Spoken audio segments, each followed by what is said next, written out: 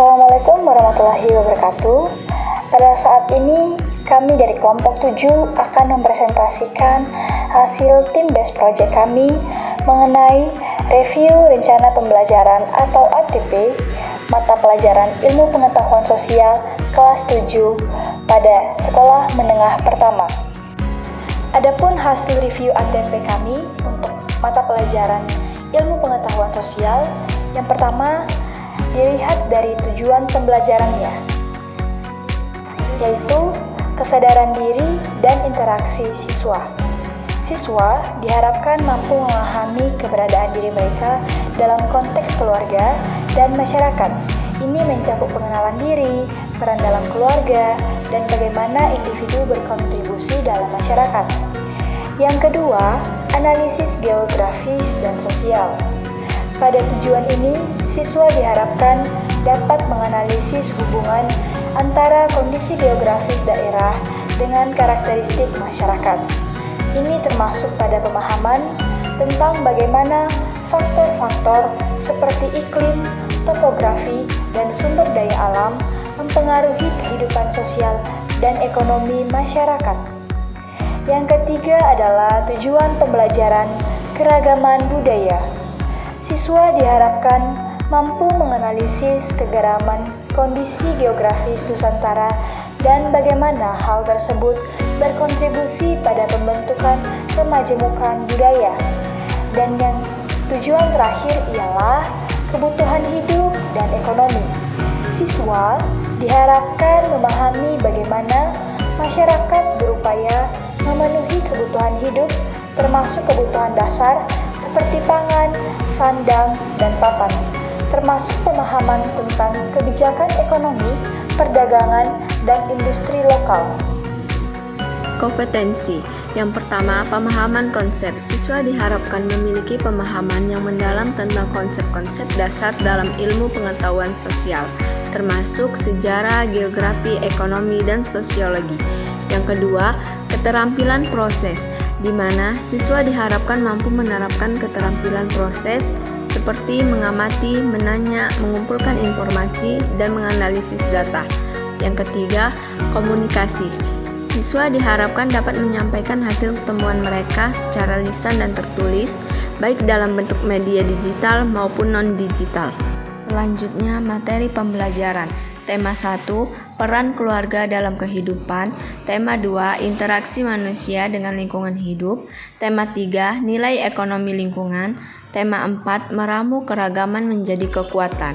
Selanjutnya ada metode pembelajaran, ada 3. Yang pertama, pendekatan keterampilan proses. Yang kedua, kolaborasi lintas mata pelajaran. Yang ketiga, presentasi dan publikasi. Selanjutnya ada alokasi waktu. Total alokasi waktu adalah 108 JP dengan pembagian waktu yang seimbang untuk setiap tema. Setiap tema memiliki alokasi waktu yang cukup untuk mendalami subtopik secara komprehensif dengan waktu tambahan untuk diskusi dan refleksi. Pembahasan. Yang pertama, kesesuaian tujuan dan kompetensi.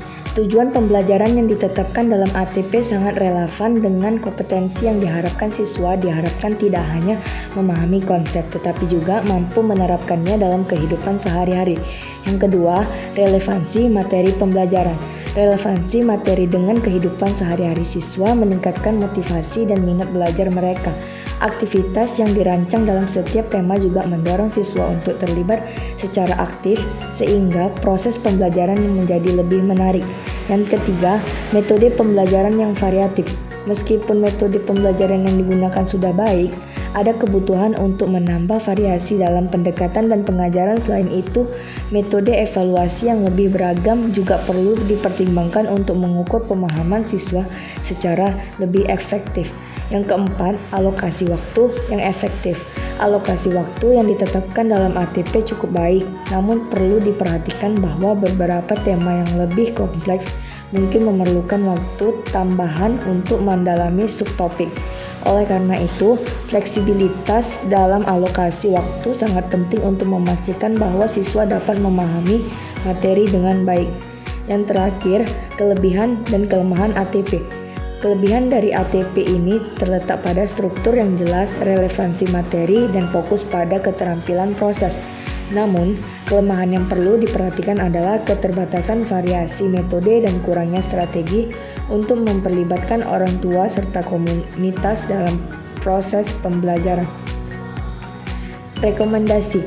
Ada beberapa rekomendasi untuk perbaikan ATP ilmu pengetahuan sosial adalah sebagai berikut. Dibagi menjadi 4. Yang pertama, menambah variasi metode pembelajaran untuk mengakomodasi berbagai gaya belajar siswa. Yang kedua, mempertimbangkan penambahan waktu untuk tema-tema yang kompleks agar siswa dapat mendalami materi dengan lebih baik. Yang ketiga, mengembangkan strategi untuk melibatkan orang tua dan komunitas dalam proses pembelajaran sehingga siswa mendapatkan dukungan yang lebih luas. Yang terakhir, menyusun rencana evaluasi yang lebih terperinci untuk memberikan umpan balik yang konstruktif kepada siswa. Kesimpulan. Berdasarkan hasil dan pembahasan yang telah dilakukan, dapat disimpulkan bahwa rencana pembelajaran atau ATP ilmu pengetahuan sosial untuk kelas 7 telah disusun dengan baik dan mencangkup berbagai aspek penting dalam proses pembelajaran. Tujuan pembelajaran yang jelas, kompetensi yang relevan, materi yang terstruktur, serta metode pembelajaran yang variatif menjadi keunggulan dari ATP ini. Namun, terdapat beberapa kelemahan yang perlu diperhatikan seperti keterbatasan variasi, metode pembelajaran, dan kurangnya strategi untuk melibatkan orang tua serta komunitas dalam proses pembelajaran.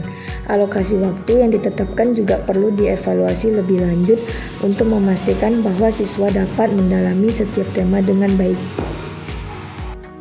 Terima kasih.